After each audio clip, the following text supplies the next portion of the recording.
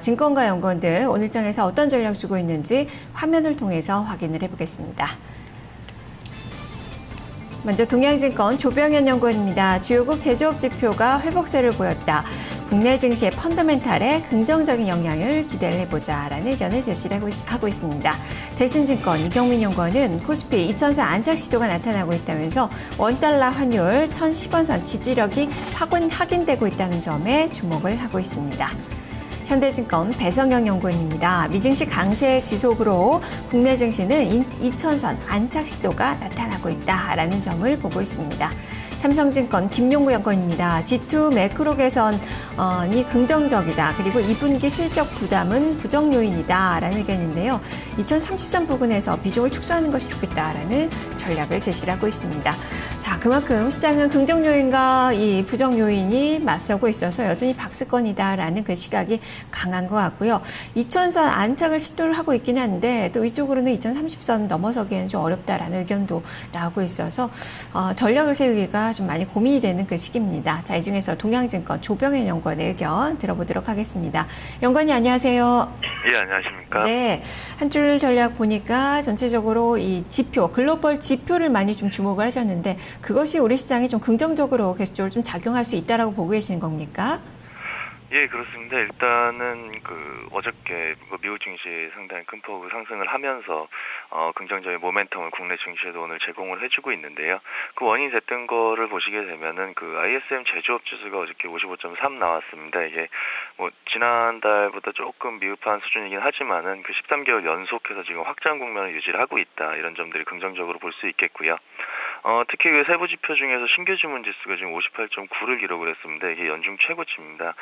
신규 주문 지수 같은 경우는 실제로 제조업체들에서 이제 실질적으로 새로운 주문을 수주를 하는 이런 것들에 대한 전망을 나타내는 것이기 때문에 향후 미국 경기에 대한 어느 정도 인투이션을 제공해준다 이렇게 볼 수가 있을 것 같은데 이런 지표들이 이렇게 빠르게 개선되는 모습을 보였다는 것 자체가 하반기 미국 경기에 대한 어떤 긍정적인 기대감을 가질 수 있게 만드는 그런 요인으로 작용을 한다 이렇게 볼 수가 있을 것 같습니다. 근데 미국뿐만 아니라 최근 한 일주일 사이에 중국, 유럽, 일본 여러 지역에 대한 어떤 제조업 지표들이 발표가 됐는데 중국, 미국, 유럽 등 우리나라의 주요 교역 대상국 제조업 지표가 모두 확장 영역 50이 넘어서는 확장 영역에 있습니다. 결국 우리나라가 주요 수출품 자본재 수출 국가다 보니까 향후에 국내 수출이라든가 이런 쪽에 있어서 주요 교역 상대국의 제조업 경기가 상당히 민감한 영향을 미치게 되는데 이런 부분들과 관련해 상당히 긍정적이다라고 볼 수 있는 사실이고요. 결국에 우리나라 수출이 그만큼 늘어난다라고 하면 기업 이익도 상당히 빠르게 늘어날 수 있는 어떤 환경이 제공이 되는 것인 만큼 우리나라 증시에도 상당히 긍정적이다 이렇게 볼 수 있는 사실인 것 같습니다. 네, 그렇다면 전략 측면에서도 경기 민감주들을 좀 봐야 되는 건지 좀 구체적으로 설명을 해주시죠. 예, 조금 긴 그림에서 보게 되면은 결국에는 하반기 미국의 경기 회복이라는 영역이 상당히 크게 자리를 잡고 있고요. 또 한 가지 오늘도 중국 정부에서 철도라든지 이런 대책이 나왔습니다만 중국의 어떤 경기 부양에 따른 경기 모멘텀 개선 그리고 우리나라 정부 같은 경우도 지금 상반기에 세월호 사태라든지 여러 가지 좀 내수 쪽에서 부정적인 영향이 있었기 때문에 우리 정부도 지금 경기 부양책을 이제 이번 달에 2기 경제팀이 출범을 하게 되면 적극적으로 경기 부양책을 활용할 그런 가능성이 높지 않나 이렇게 보고 있습니다. 그래서 미국, 중국 그리고 우리 정부의 어떤 경기와 관련된 그런 이슈들에 좀 주목을 한 투자 전략을 생각을 해볼 필요가 있을 것 같고요. 일단 미국 쪽 앞서서도 말씀드렸지만 제조업 경기 회복에 대한 어떤 기대감 같은 것들이 상당히 높은 상황이고 특히 설비스 투자 사이클이 돌아올 것이다라는 쪽의 전망이 상당히 많이 되고 있습니다. 그렇기 때문에 우리나라 쪽 미국의 설비 투자 사이클과 같이 업황 사이클이 맞물리는 우리나라의 IT 하드웨어 업종에 대해서 관심을 가질 필요가 있을 것 같고요.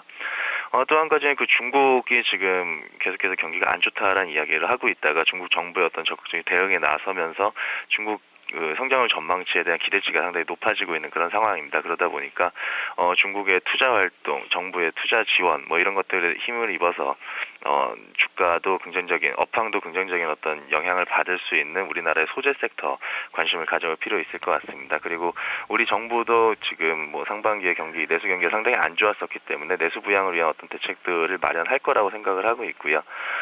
가장 먼저 뭐 가시권에 있는 정책들이라 한다면 결국엔 부동산 대책일 것 같습니다. 그래서 부동산 대책이 나오게 되면은 그 경우에 가장 뭐 수혜를 볼 수 있다라고 생각되는 건설이라든지 아니면 건자재 업종 그리고 증권 업종 같은 쪽에 대해서 관심을 가질 필요가 있지 않겠나 이렇게 생각을 하고 있습니다. 네, 이게 경제팀 출범을 좀 주목하고 계시는데 사실상 특별한 모멘텀이 없는 그 상황에서 그렇다면 이기 경제팀의 이 정책 효과가 증시도 끌어올릴 수 있다라고 좀 보고 계시는 거죠?